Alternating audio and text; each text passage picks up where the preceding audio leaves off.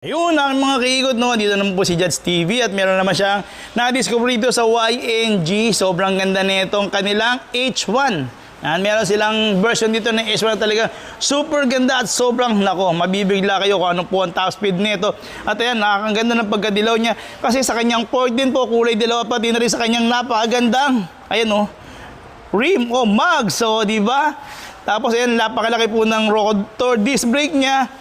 Dito naman po sa kanyang gilid, ayan, napakalaki po ng gulay board niya. Pwede kayo maglagay ng isang sakong bigas, kahit na container, anong container dyan, pwede. Nasa kagandahan nito, papakita ko na po kagad sa inyo yung kanyang first speed.